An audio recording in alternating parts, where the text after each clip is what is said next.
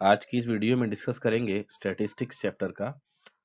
Statistics का जो theory part है उसका मैंने वीडियो एनवीएस टीजीटी के टाइम पे बनाया हुआ है। उसका मैं डिस्क्रिप्शन में लिंक भी दे दूंगा तो आप लोग उसको जो है देख सकते हो।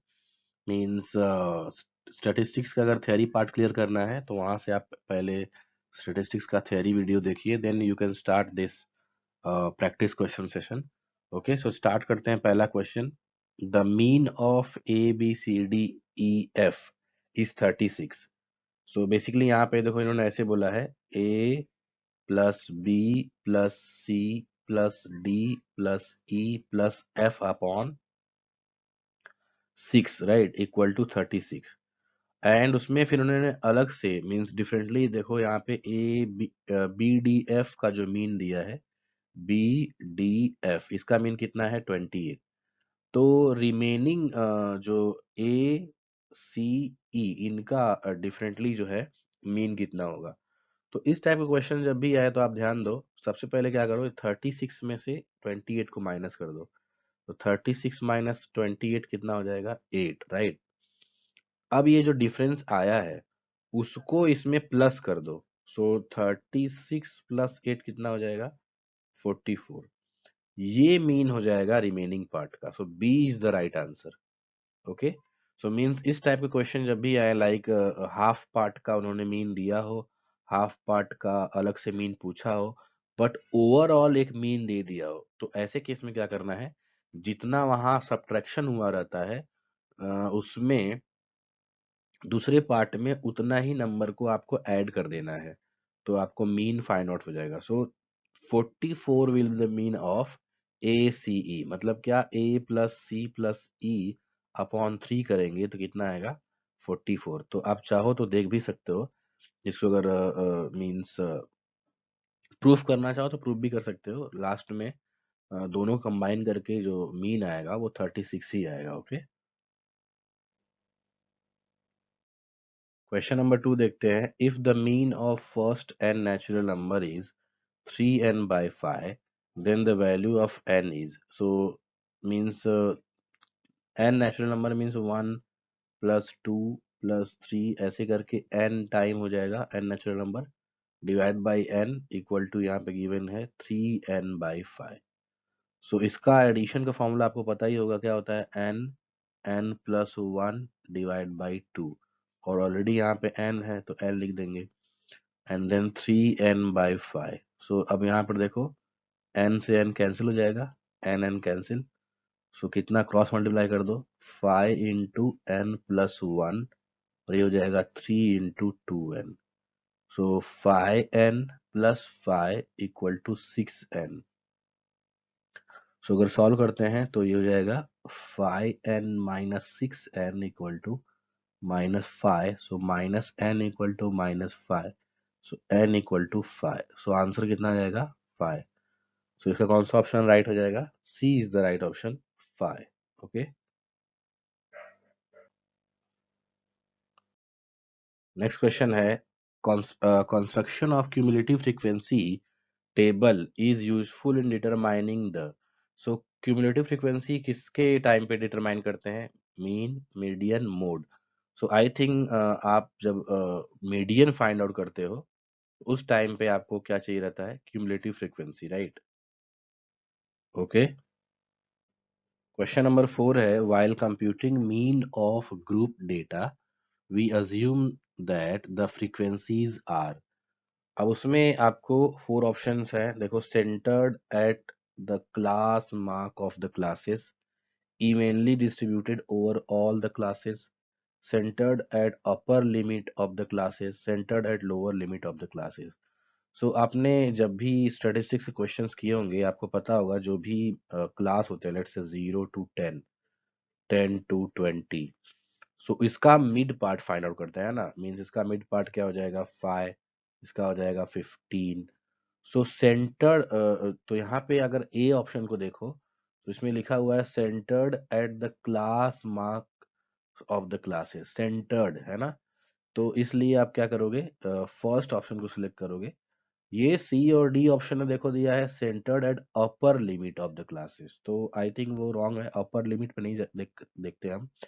अब इसमें होता है centred at the class, centred at the class mark means दोनों क्लास मार्क्स के बीच का जो ऑप्शन है, जो मिडल पार्ट है, उसको हम सेलेक्ट करते हैं। Okay, so a is the right option.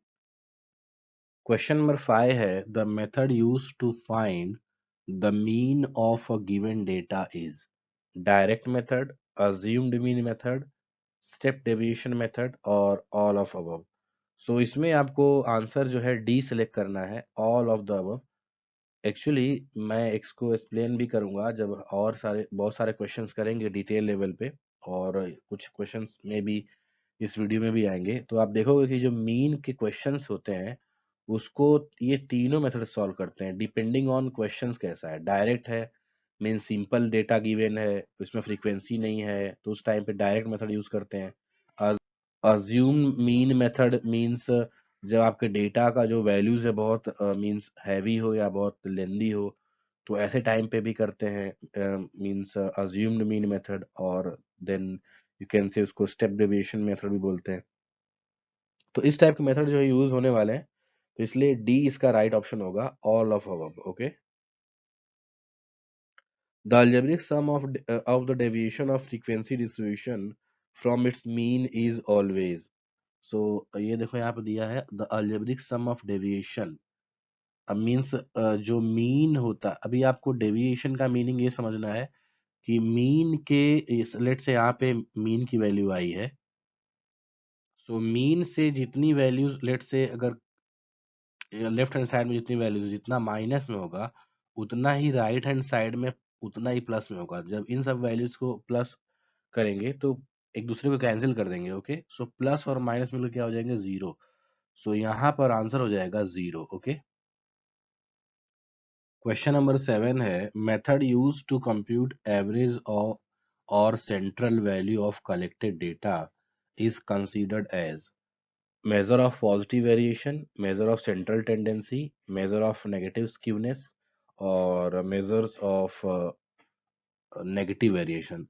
So basically अगर आप ध्यान दो तो जब भी इस टाइप का क्वेश्चन आएगा आपको ये मार्क करना है, यहाँ पे उन्होंने दिया है सेंट्रल वैल्यू, है ना।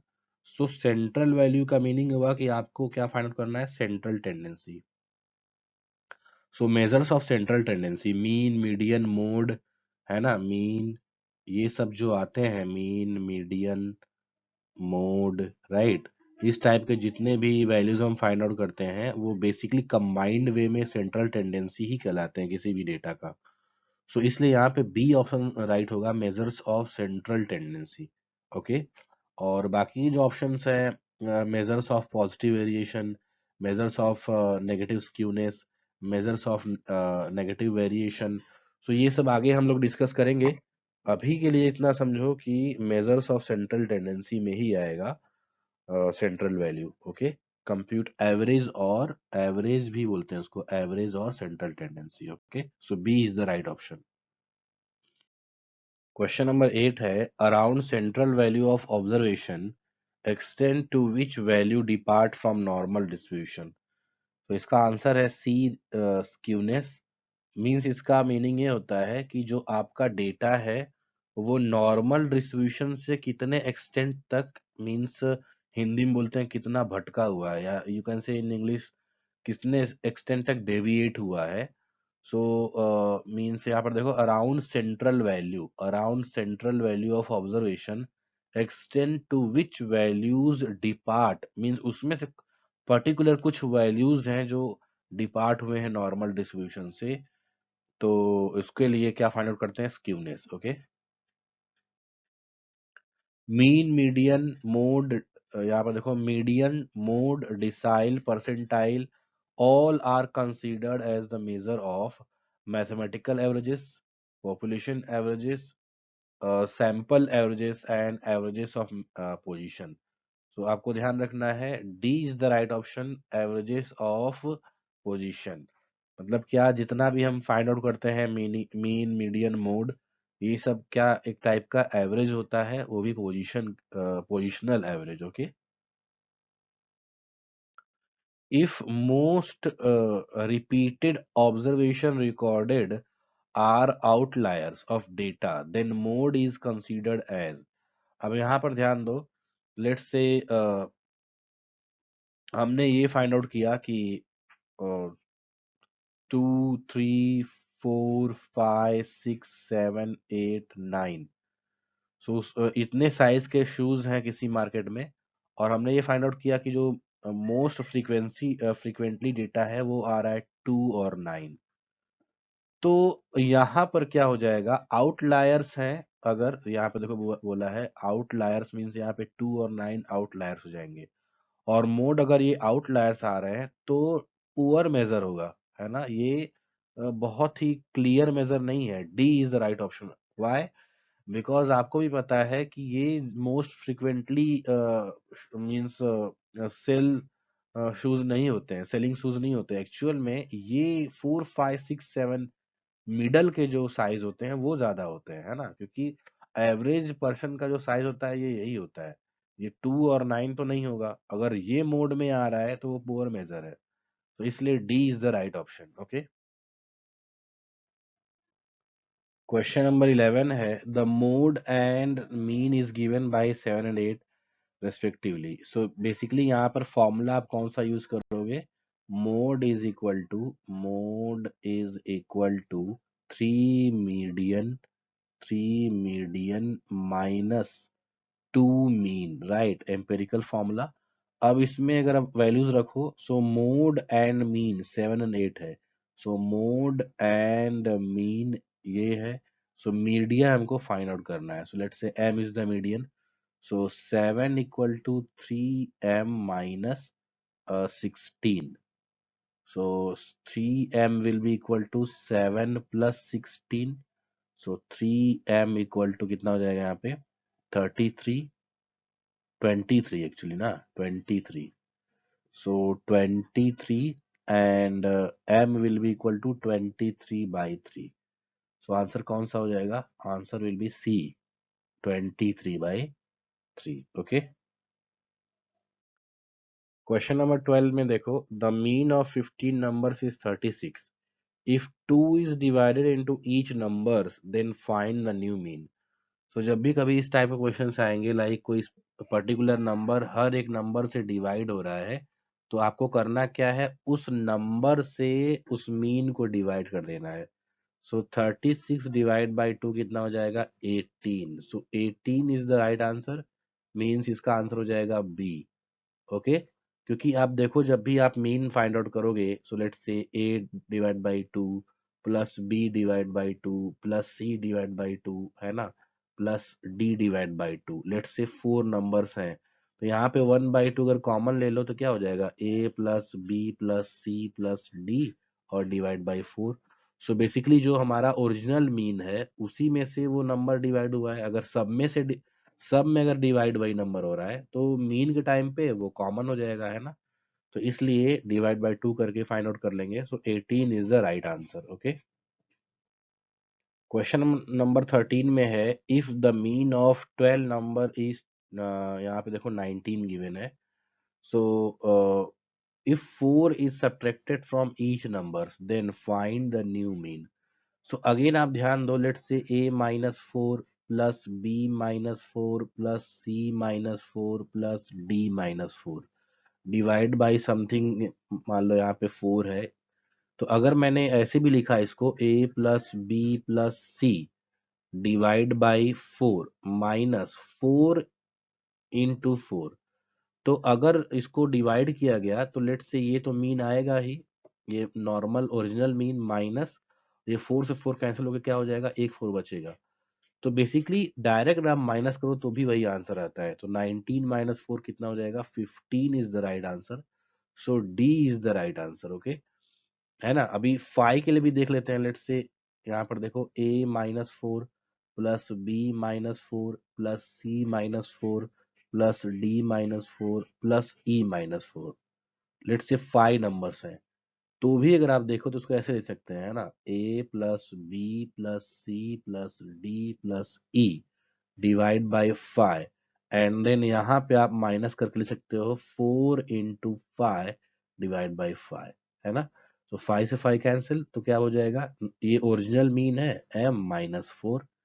सो मीन्स कोई भी नंबर है, अगर आप हर एक टर्म से उसको माइनस करते हो, तो बेसिकली डायरेक्ट आपको क्या करना है, जो ओरिजिनल मीन में से उसको माइनस कर देना उस पर्टिकुलर नंबर को, तो आपको आंसर आ जाएगा। तो सेम उसी तरीके से वहां पे डिवीजन केस में भी हुआ था।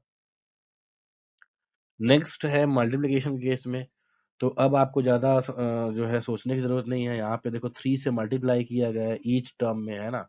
So if each term is multiplied by 3, सो हमारा जो ओरिजिनल मीन है उसमें हम क्या करेंगे, 3 से मल्टीप्लाई कर देंगे। सो कौन सा ऑप्शन राइट हो जाएगा, C is the right option, 3x हो जाएगा ना, है ना। सी से सब में मल्टीप्लाई हो रहा है, तो लास्ट में क्या हो जाएगा, जो मीन ओरिजिनल मीन है x, उसमें भी 3 से मल्टीप्लाई हो जाएगा। So answer will B 3x। Question number 15 देखो यहाँ पे गिवन है, consider the following frequency distribution. अब इसमें क्लास देखो कंटिन्यू क्लास नहीं है, 0 to 5, 6 to 11, 12 to 17, 18 to 23, 24 to 29। तो सबसे पहले हमको क्या करना होगा, जो है कंटिन्यू क्लास क्रिएट करना होगा।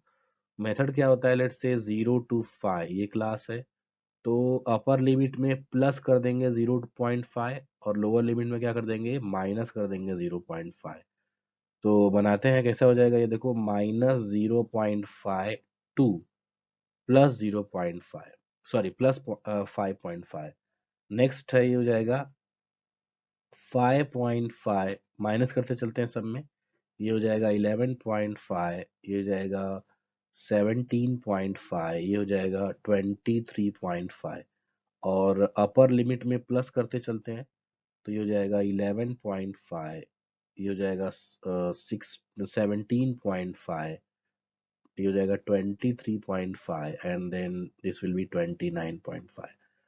अब जो है फ्रीक्वेंसी यहाँ पर देखो दिया है 13, ये हो गया हमारा क्लास इंटरवल। अब इसके बाद जो है क्लास इंटरवल यहाँ पे फ्रीक्वेंसी लिखते हैं। सो 13 यहाँ पे हो जाएगा 10, देन 15, देन 8, देन 11। अब क्यूमुलेटिव फ्रीक्वेंसी फाइंड आउट करते हैं मीडियन के लिए, आपको पता ही होगा। सो क्यूमुलेटिव फ्रीक्वेंसी के लिए यहाँ पे देखो 13, this will B 13 plus 10 23, 23 plus 15 कितना हो जाएगा 38, 38 प्लस 8 46, 46 प्लस 11 57, राइट, कुछ इस टाइप का आएगा। अब इसमें मीडियन देखो, मीडियन कौन सा हो जाएगा, 57 है। सो ऑड नंबर आए, सो n+1 upon tooth term, right, ये होता है मीडियन का फॉर्मूला ऑड नंबर के लिए। सो 57+1 अपॉन टूथ टर्म, सो 58/2 कितना हो जाएगा, 58/2, सो 29 होगा, 29th टर्म, 29th टर्म। तो इसमें 29 किधर जाएगा देखो, इस यहाँ तक तो 23 है, इसमें जाएगा 29 टर्म। तो मीन्स अगर आप ध्यान दो तो इस वाले जो रो में है वही आएगा 29। तो इसमें अपर लिमिट क्या है, 17.5 है ना, upper limit, this is the upper limit. So 17.5 is the right answer. So B is the right option, है ना। आंसर क्या हो जाएगा, बी 17.5। सो कैसे किया हमने, सबसे पहले जब भी मीडियन का फॉर्मूला है, तो आपको क्यूमुलेटिव फ्रीक्वेंसी फाइंड आउट करना पड़ेगा, ये कंपलसरी है। And if the classes are not continue, तो आप उसको कंटिन्यू बनाइए। कैसे बनाना है, लोअर लिमिट में से 0.5 माइनस कर देना है, और अपर लिमिट में से 0.5 ऐड करते जाना है, okay. And then you can find the median. और मीडियन में भी दो फॉर्मूले होते हैं, ऑड नंबर में n+1/2 टर्म होता है, और इवन नंबर में क्या फॉर्मूला होता है, उसमें होता है n/2 term and plus n/2 plus 1 term and divide by total 2, है ना। तो ये फॉर्मूला होता है। सो 57 यहाँ पर देखो, 57 इज द ऑड नंबर, तो इसलिए हमने ये फॉर्मूला यूज किया, n+1 divide by twoth term, okay. So 29th term देखो किस में आ रहा है, 38 के इसमें, है ना, क्योंकि 23 के बाद, 23 से के बाद 24, 25, 26 से लेकर 38 तक किस में आ रहा है, fourth col third column row में आ रहा है ना। 38 तक, तो 29 उससे पहले ही आ रहा है, तो इसलिए इसको सेलेक्ट करेंगे। ओके, क्वेश्चन नंबर 16 देखते हैं। The times in seconds taken by 150 athletes to run a 110 meter hurdle race are tabulated below. So basically यहाँ पर देखो गिवन है कि मींस आप ऐसे इसको रीड करोगे, मींस 31.8 to 14 सेकंड का टाइम जो है 2 एथलीट ले रहे हैं, 4 athlete around 14 to 14.2, then 5 athlete जो है इतने का टाइम ले रहे हैं, 71 एथलीट अराउंड 14.4 टू 14.6 तक का टाइम ले रहे हैं। सो अब इसमें इन्होंने बोला है 150 एथलीट्स, है ना। सो टोटल 150 एथलीट्स जो है टाइम पूछा है उन्होंने कि मीन्स यहाँ पे देखो the number of athletes, question क्या है देखो, the number of athletes who completed the race less than 14.6 seconds, है ना। तो ये तो इजी हो गया, मींस क्वेश्चन इसमें ये पूछा गया है कि 14.6 से लेस, तो ये 14.6 से इधर जितने भी हैं सब लेस है, तो ये सब जो एडिशन कर दें ये एथलीट्स को, तो आंसर आ जाएगा। सो 2 + 4 + 5 + 71, सो 2 + 4 6 11, सो 11 + 71 कितना हो जाएगा 82। सो सी इज द राइट ऑप्शन। इसका मीनिंग क्या हुआ, 82 एथलीट्स ऐसे हैं जिन्होंने या तो 14.6 सेकंड का टाइम लिया है, या तो उससे कम टाइम लिया है, और बाकी ये जो नंबर्स हैं ये क्या हैं, वो ऐसे एथलीट हैं जिन्होंने 14.6 से ज्यादा का टाइम लिया है ना। तो वो कितने एथलीट हैं देखो, 20 + 48, 20 + 48, सो टोटल 68 एथलीट्स ऐसे हैं जिन्होंने कितना टाइम लिया है, 14.6 से ज्यादा का टाइम लिया है ना। सो अगर आप 82 और 68 ऐड करोगे टोटल 150 आ जाएंगे। तो इस तरीके से 150 एथलीट्स का डिस्ट्रीब्यूशन हुआ है उनके द्वारा दिए गए टाइम का, है ना। क्वेश्चन नंबर 17 देखते हैं। Consider the following distribution and then find the frequency of class 30 to 40। So basically अगर फ्रीक्वेंसी फाइंड आउट करना है क्लास के फॉर्म में, तो आप देखो पहले इसको क्लास के फॉर्म में चेंज करना पड़ेगा। ये देखो है मोर देन 0 और इक्वल टू, एंड यहाँ पे है मोर देन 10, तो ऐसे बनाएंगे 0 to 10, देन ये हो जाएगा 10 to 20, this will B 20 to 30, ऐसे क्लास फॉर्म करेंगे, राइट। सो ये हो जाएगा 20 to 30, देन 30 to 40, है ना, 40 to 50, एंड देन 50। अब यहाँ देखो मोर देन और इक्वल टू 50 टू यहाँ 60 कर देते हैं। ओके, सो अब इसमें देखो ऐसे है मोर देन 0 to 63 है, मतलब सब मिला जुला के यहाँ पे 63 है, तो माइनस करते चलेंगे। सो 63 माइनस 58 कितना हो जाएगा ये 5, देन यहाँ पे हो जाएगा 58 माइनस 55, कितना हो जाएगा ये 3, then 55 minus 51, this will be 4, then 50 यहाँ पर देखो 51 minus 48, this will be 3। और क्वेश्चन में देखो इन्होंने क्वेश्चन में पूछा है frequency of 30 to 40।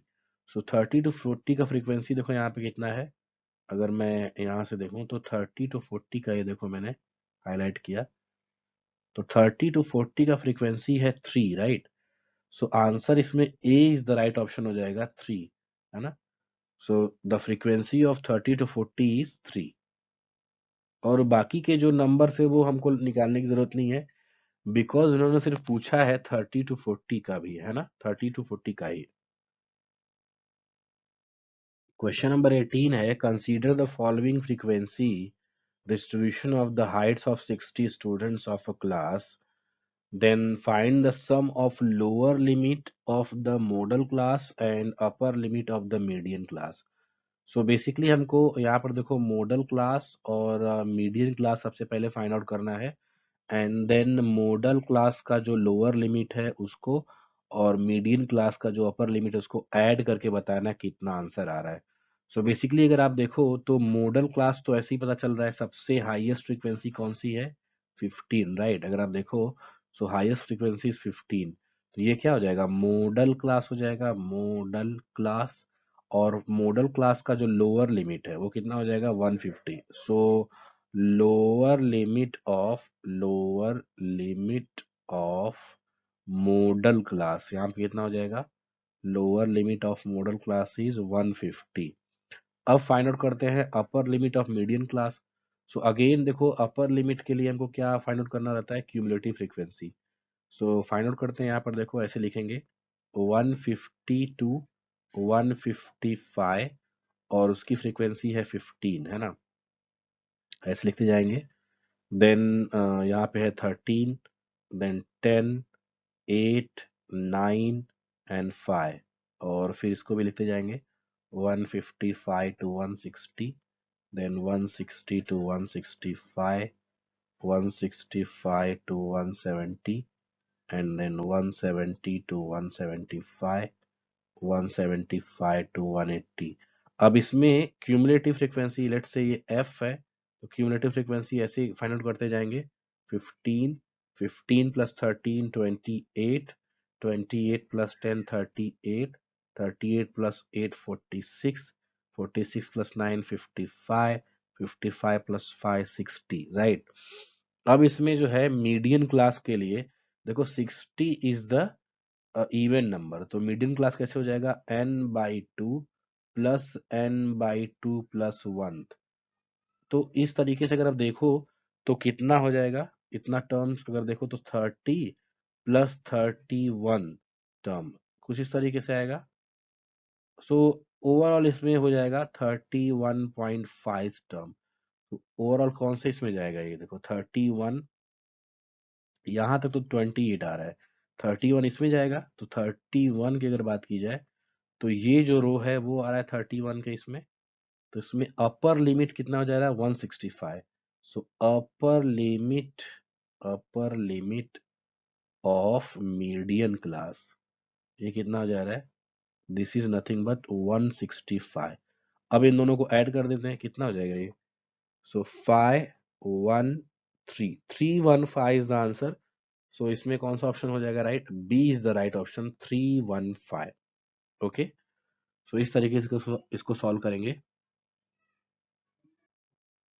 Question number 19 है, discrete variables and continuous variables are two types of open end classification, है ना, यहाँ पर देखो ओपन एंड क्लासिफिकेशन और you can say time series classification और क्वालिटेटिव क्लासिफिकेशन और क्वांटिटेटिव क्लासिफिकेशन।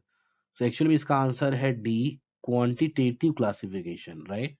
मीन्स जो डिस्क्रीट और कंटिन्यूअस वेरिएबल्स होते हैं वो नंबर से रिलेटेड, जो क्वांटिटी से रिलेटेड क्लासिफिकेशन होता है उसके लिए बना होता है ना। तो discrete variables and continuous variables are two types of quantitative classification, so D is the right option. Variables whose measurement is done in terms such as heights, weight, length are classified as। So basically height weight का जो means हम measurement करते हैं, आप ध्यान दो। सो let's से वो किस फॉर्म में होता है, समटाइम 15.8, 15.9, 16.0, 16.11, 16 पॉइंट, मीन्स ये कंटिन्यूस फॉर्म में होता है, राइट। अगर मीन्स आप इन टर्म्स को देखो, हाइट्स, वेट, लेंथ, तो इसको आप डेसिमल फॉर्म में भी लिख सकते हो। मींस ये क्या होता है, आप ध्यान दो तो कंटिन्यूअस वेरिएबल होता है।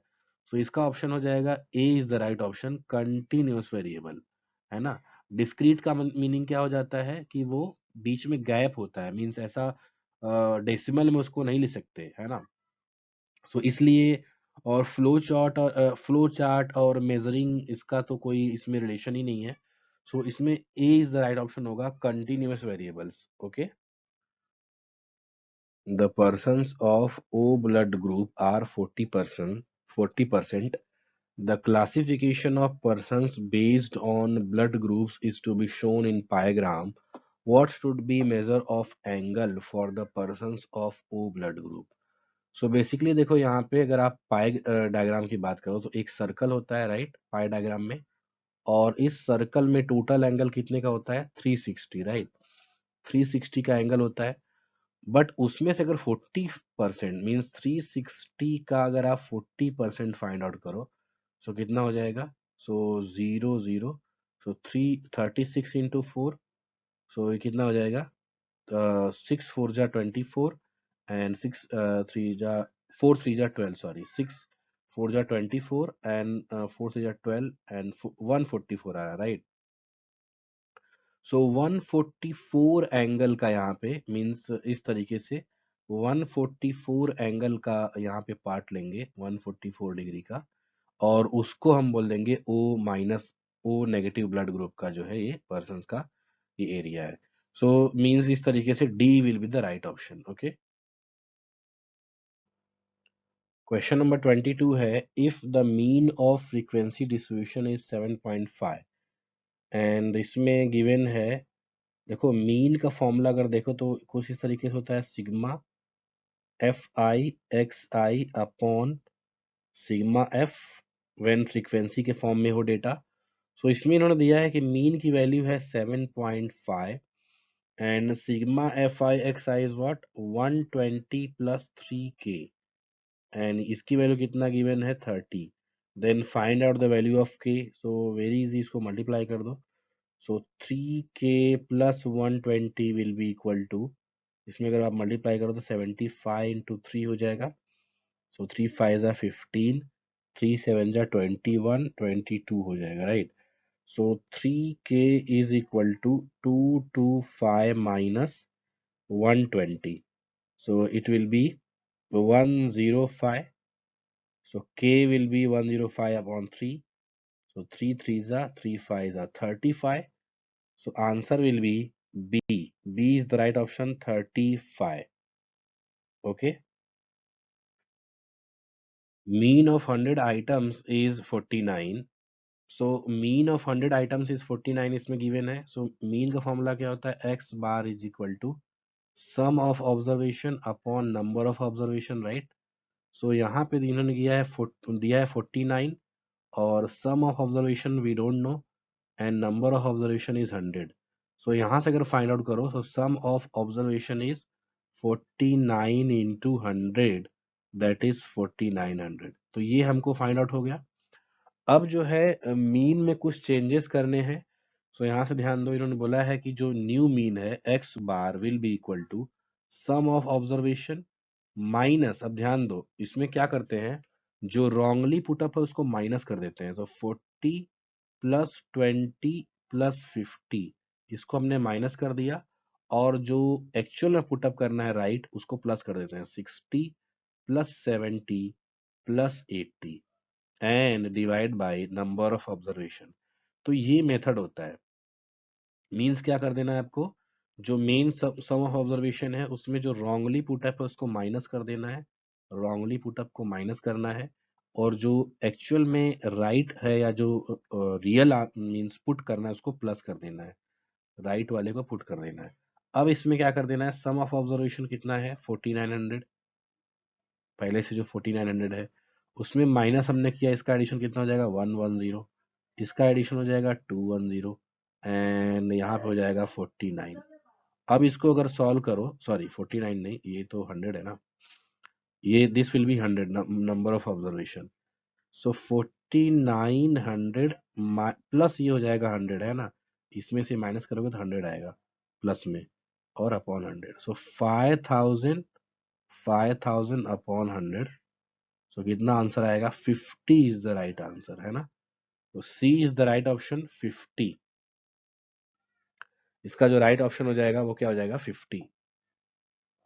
सो इस टाइप के क्वेश्चन में आपको क्या करना है, सबसे पहले सम ऑफ ऑब्जर्वेशन फाइंड आउट कर लेना है, जो ओरिजिनल सम ऑफ ऑब्जर्वेशन है पहले का उसको फाइंड आउट कर लेना है, एंड देन जो न्यू मीन है उसके लिए क्या करना है, सम ऑफ ऑब्जर्वेशन में से जो रॉन्ग पुट कर दिया गया है, बाई मिस्टेक पुट कर दिया गया है उसको माइनस कर दो, और जो अभी हमको पुट करना है राइट वे में उसको हमको ऐड कर देना है, and then divide by number of observation.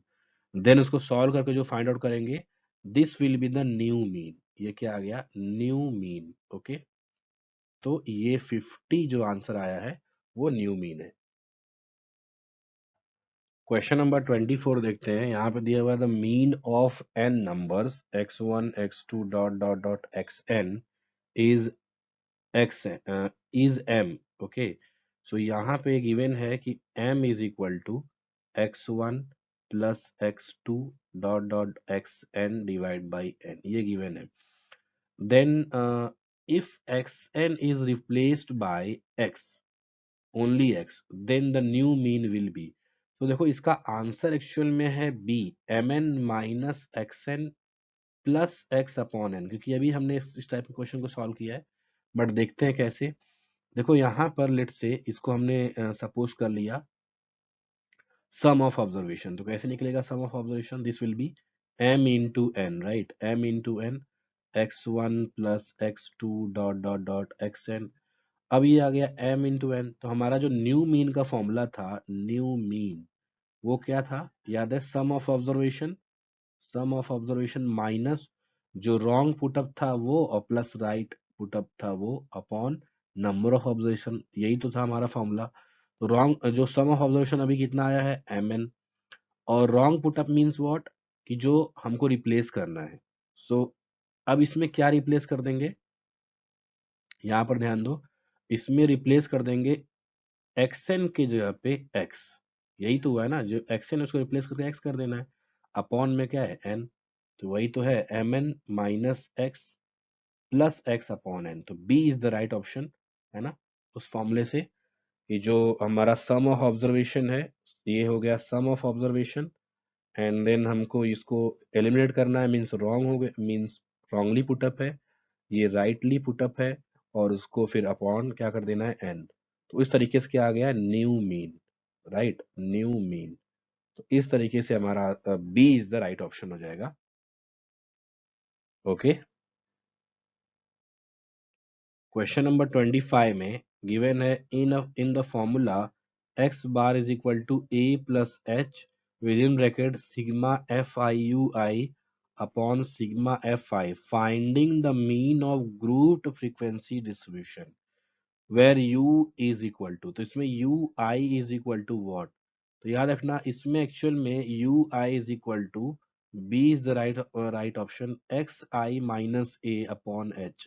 जब आप स्टेप डेविएशन मेथड यूज कर जब आप स्टेप डेविएशन मेथड यूज करोगे तो उसमें ये क्लियर होगा दैट इसमें यू आई को सपोज करते हैं where U I is equal to X I minus A upon H. उसमें एक कोई random means number means select करते हैं, उसको सब में से माइनस करते हैं, और एक कॉमन फैक्टर से डिवाइड कर देते हैं, that is called H. Okay, so B is the right option. Question number 26 में the median of set of 9 observations, right? So total कितने ऑब्जर्वेशन है? Let's say 9 observation. अब इसमें उसका मीडियन कितना इन्होंने दिया है? 20.5। if each of the largest 4 observations of set is increased by 2, means अब देखो 9 ऑब्जर्वेशन है, मीन्स 9 ऑब्जर्वेशन का मीनिंग क्या हुआ? 4 जो है सेट, लेट से 4 ऑब्जर्वेशन इधर, 4 ऑब्जर्वेशन इधर, और बीच में एक सेट होगा, लेट से वो मीडियन, बीच में एक ऑब्जर्वेशन होगा, वो है मीडियन। सो मीन्स जो लार्जेस्ट, अभी असेंडिंग ऑर्डर में लिखते हैं किसी भी मीडियन को फाइंड आउट करने के लिए, किसी भी सेट के मीडियन को फाइंड आउट करने के लिए क्या लिखते हैं? असेंडिंग या डिसेंडिंग ऑप्शन मीन्स ऑर्डर में लिखते हैं। सो लेट से हमने इसको असेंडिंग ऑर्डर में लिखा है। सो लार्जेस्ट 4 मतलब इधर के जितने भी ऑब्जर्वेशन है उसमें सब में +2 कर दिया गया है ना, +2 +2 +2। सो उससे मीडियन में कोई डिफरेंस होगा क्या? नहीं, बिकॉज आप देखो तो भी वो 4 मीन से मीडियन से राइट हैंड साइड में ही रहेंगे, और जो रिमेनिंग जो मीडियन से लेस है उसमें कोई चेंज नहीं किया जा रहा है। तो we can say that remains the same as the original set, है ना। तो D is the right option।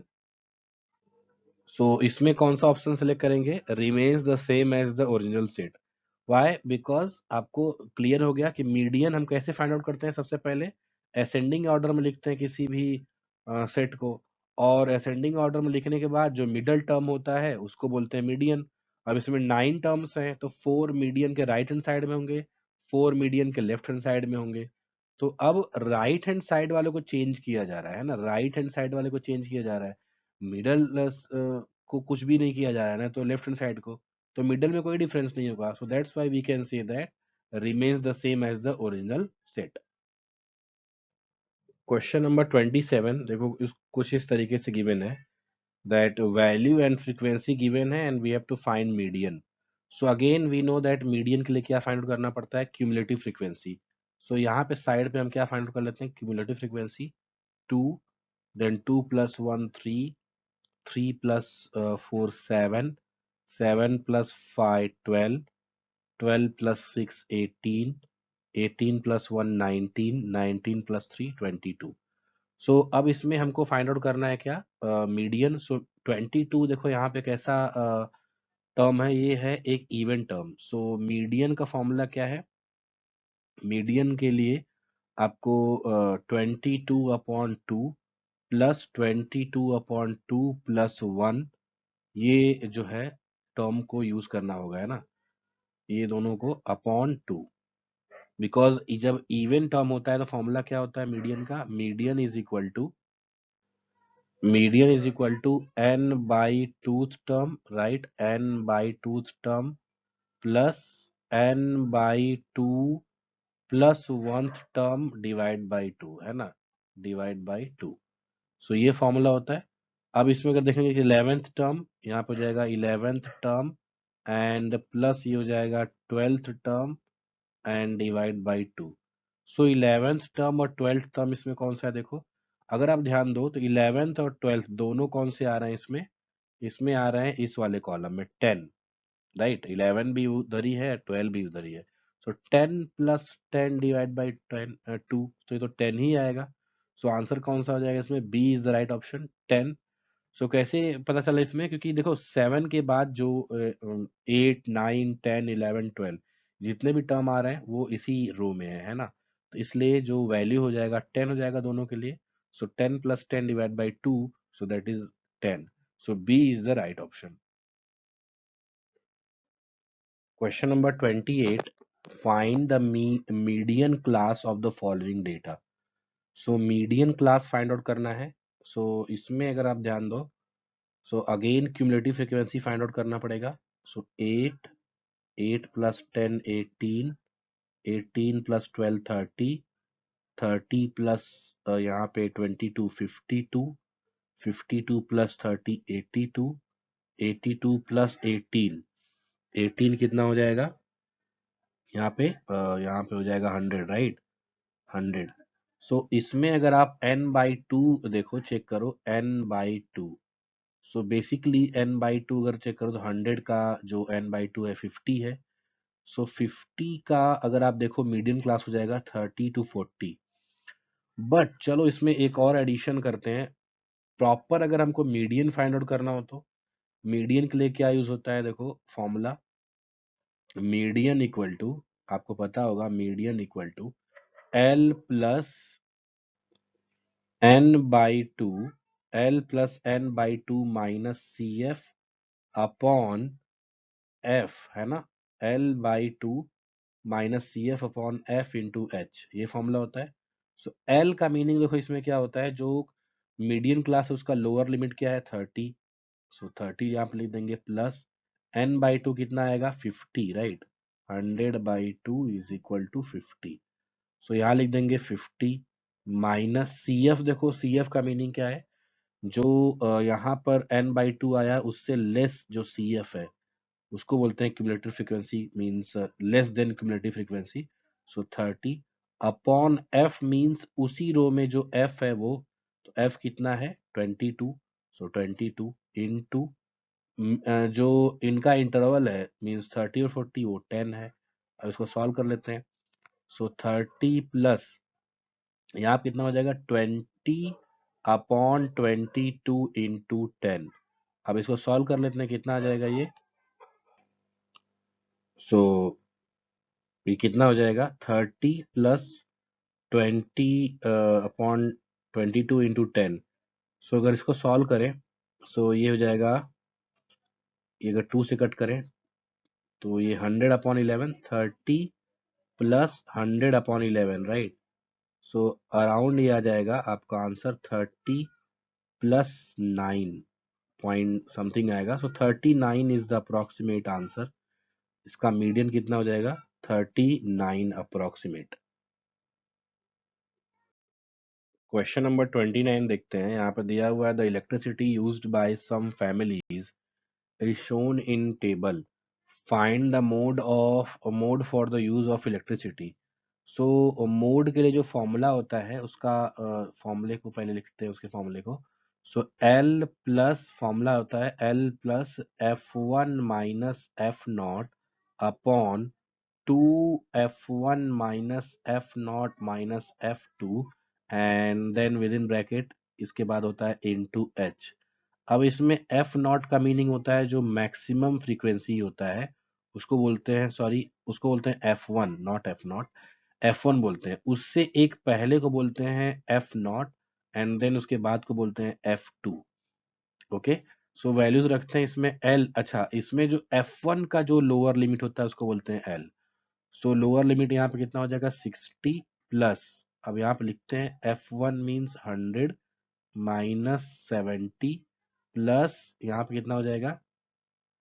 2 × 100 minus 70 minus 80 upon H कितना है? 20, राइट। लोअर और हायर लिमिट जो क्लास इंटरवल कितना है वो 20 है। सो 60 प्लस ये कितना हो जाएगा? यहाँ पे हो जाएगा 30 अपॉन ये हो जाएगा 200 माइनस यहाँ पे हो जाएगा 150। सो 50 आएगा ये इनटू 20। सो यहाँ से अगर देखो 0 0 कैंसिल हो जाएगा। सो नेक्स्ट स्टेप में हो जाएगा 60 प्लस यहाँ पे हो जाएगा 60/5। सो 60 प्लस ये कितना हो जाएगा? 12। सो 72 is the right answer. So mode इसका कितना होगा? 72। सो लेट्स से अगर ऑप्शन में होगा 72 तो उसको सेलेक्ट करेंगे। Okay, 72 is the mode value या मोड भी बोल सकते हैं। क्वेश्चन नंबर 30 है, देखो यहाँ पे find the mean of the amount of 8। So basically mean के लिए कैसे मीन्स कैसे फाइंड आउट करते हैं। सो यहाँ पर देखो क्लास है means in 1000, 50 to 60 and then 60 to 70, 70 to 80, then 80 to 90 and 90 to 100।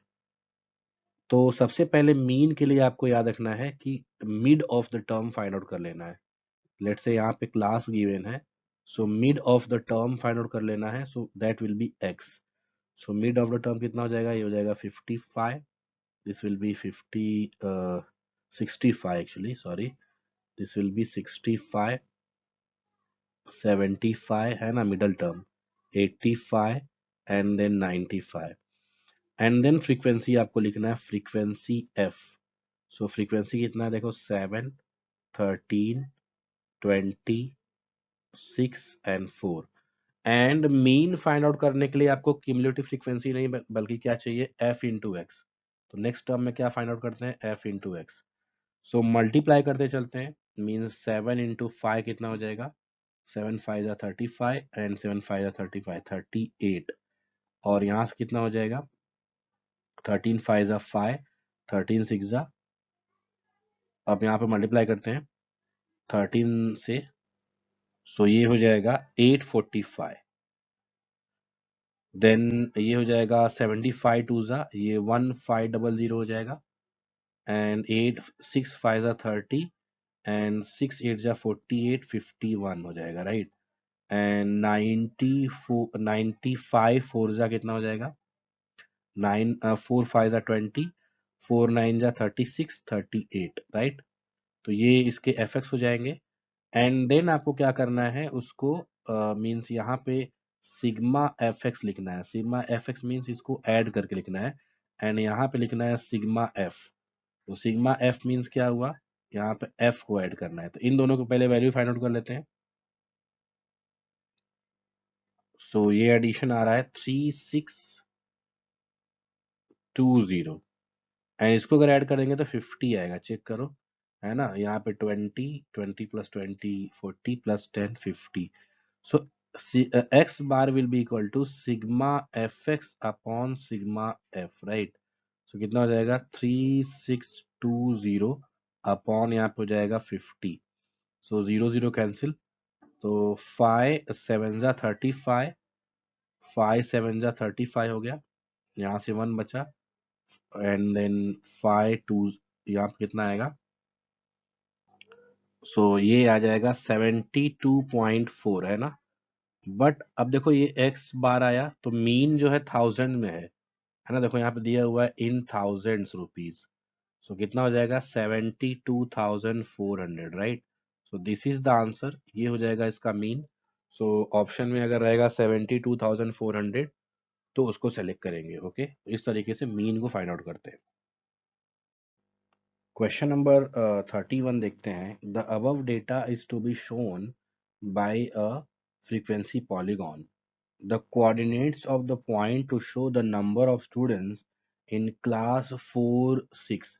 So basically इनका कहना है कि जब आप ड्रॉ करते हो कोई फ्रीक्वेंसी पॉलीगॉन, तो लेट्स से ड्रॉ करते टाइम हमारा जो मेथड होता है फ्रीक्वेंसी पॉलीगॉन का, सो लेट्स से अगर कोई इंटरवल है 4 to 8, सो यहाँ से 4 to 8, एंड देन इसके इसका जो वैल्यू है लेट्स से 4 to 8 का, सॉरी 4 to 8 नहीं, यहाँ पे देखो 1 3 है, 4 6 है, 7 to 9 है, 12 to 11 है ना। तो उसको ड्रॉ करते हैं, तो लेट्स से यहाँ पर वेट अ मिनट, ये देखो इस तरीके से इसको ड्रॉ करेंगे।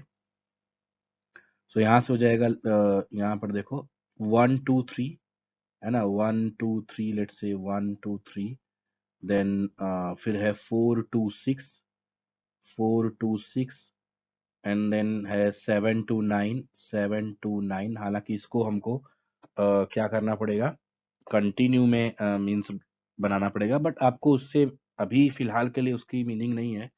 बस इतना समझना है कि 4 to 6 जब आप ड्रॉ करोगे, तो 4 to 6 का जो फ्रीक्वेंसी कितना है, नंबर ऑफ स्टूडेंट्स 8 है, तो यहाँ पे लेट से कहीं 8 है, तो इसको यहाँ पे जब डॉट करोगे तो ध्यान दो कि इसका मिड पॉइंट से देखते हैं, है ना। सो 4 to 6 का मिड पॉइंट क्या हो गया यहाँ पे 5, तो कोऑर्डिनेट कितना हो जाएगा 5 8, right. So C will be the right option 5 8।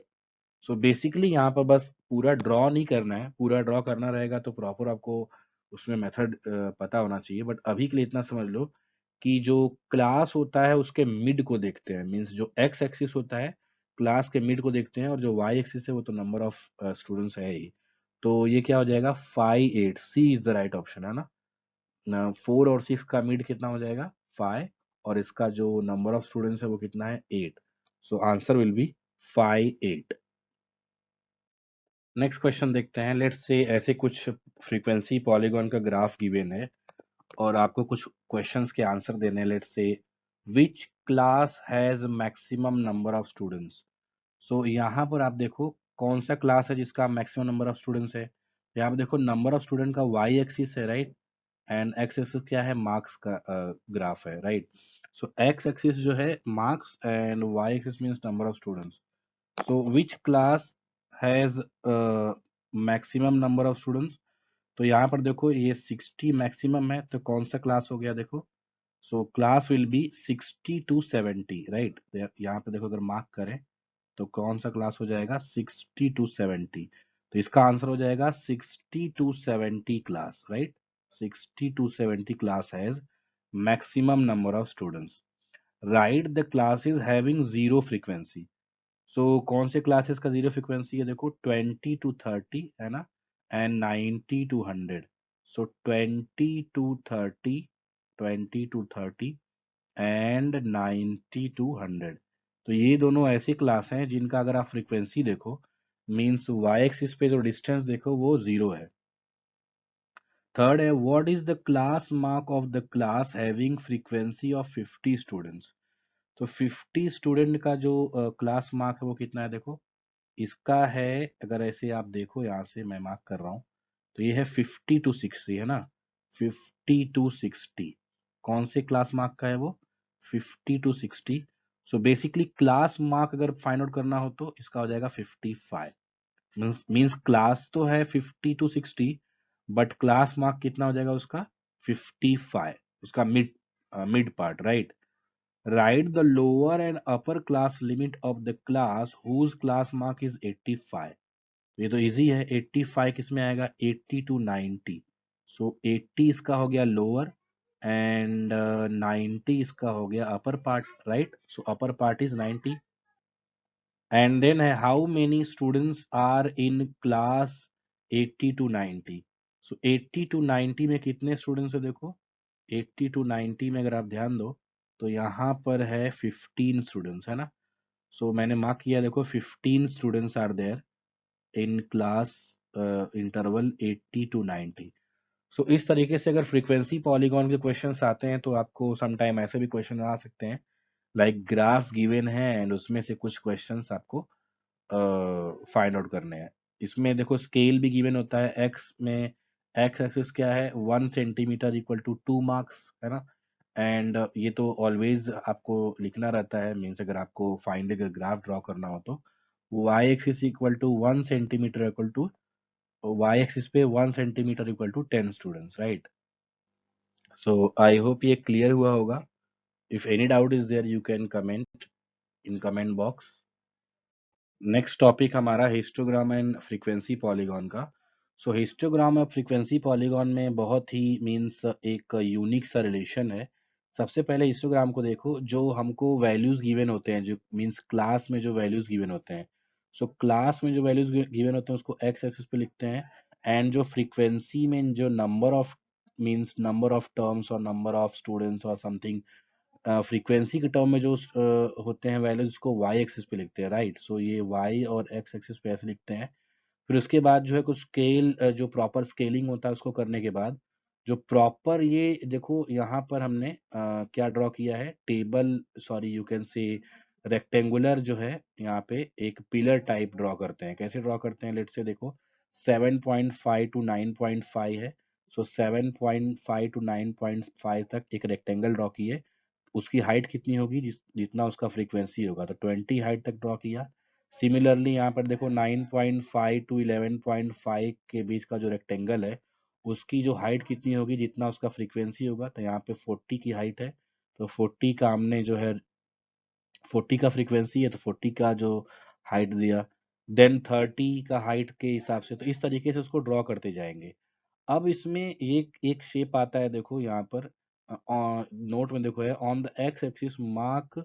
अब यहाँ पे मैं मार्क कर दे रहा हूँ, कैसा है देखो, इस टाइप का मार्क है ना, ऐसे कॉल्ड क्रिंक मार्क। इसको क्या बोलते हैं, kink mark. It is shown that in between origin and first class, it means there are no observation up to the first mark, है ना। क्रिंक मार्क इसको बोलते हैं, it is shown between origin and first class. ये किसके किसके बीच में होता है, ओरिजिन और फर्स्ट क्लास के बीच में होता है ये kink mark. It means there are no observation up to first mark, okay. The mark can be used on y-axis also if needed. This enable us to draw graph in optimum size। उसकी वजह से क्या है, हमारा graph जो है छोटे size में आता है, तो ये ध्यान देना है।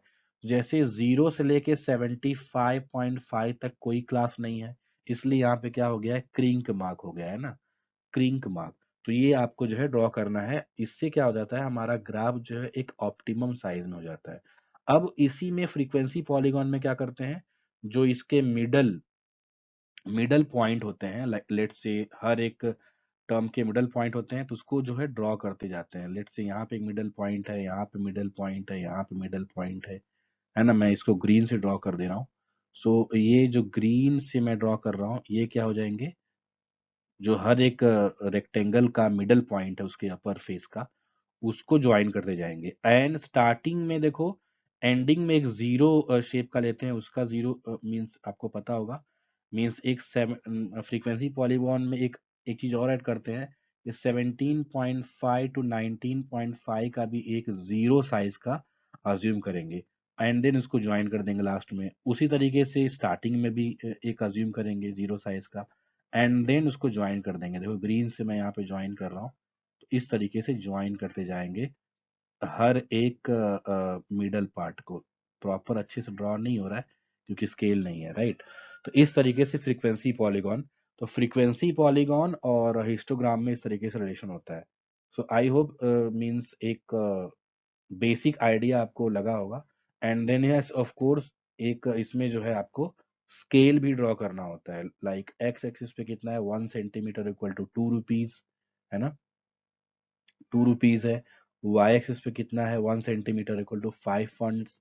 तो इस तरीके से आपको स्केलिंग भी करनी होती है। तो ये कुछ बेसिक जो है टर्म्स हुए हिस्टोग्राम एंड फ्रीक्वेंसी पॉलीगॉन के। याद रखना फ्रीक्वेंसी पॉलीगॉन में स्टार्टिंग में और एंडिंग में 0 साइज का एक रेक्टेंगल सपोज करते हैं एंड देन ले जाके लास्ट में उसके मिड पॉइंट से ज्वाइन कर देते हैं। जैसे यहाँ पर देखो मैंने ड्रॉ किया है एक 0.0 साइज का, यहाँ भी एक। तो ऐसे स्टार्ट करते हैं frequency polygon. Okay, so I hope ये क्लियर हुआ होगा। स्टैटिस्टिक्स मींस कुछ बेसिक कॉन्सेप्ट स्टैटिस्टिक्स में, और भी हम करेंगे आगे। सो अभी के लिए इस वीडियो में इतना ही।